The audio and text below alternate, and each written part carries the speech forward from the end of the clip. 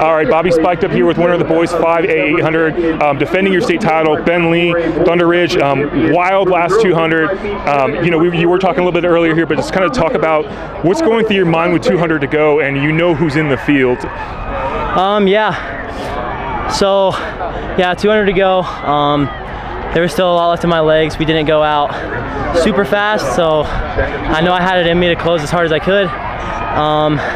And then, basically that back curve, just focusing on just looking ahead, maintaining my spot, and just moving as fast as I can. And you mentioned before that this year just seems loaded. I feel like that the boys' distance at 5A is just absolutely loaded. But you are the defending state champion in the event. How did that kind of change your expectations or your strategies heading into today? Yeah, I mean, the competition is insane this year, and I mean, huge respect to everyone in that race. They've been working really hard, and just the times they've ran this season are incredible. But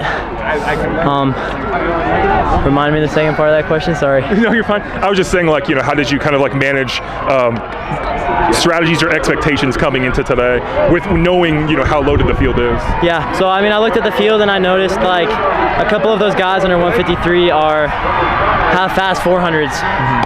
So I knew to just use my strengths. The race needed to go out hard enough so that I can hold them off in the last stages of the race. So. And then it is pretty windy. I know that you kind of touched on that the wind was definitely playing into strategy. With a race like the 800, it's only 2 laps, and knowing the caliber of athletes that are in the race with you, does that change anything in terms of anxieties with everyone, or knowing it's kind of you have to time your kick, obviously, is you don't want to jump out too front, have to break the wind, but at the same time you don't want to go too late and leave too many people in the race. So did that change anything for you?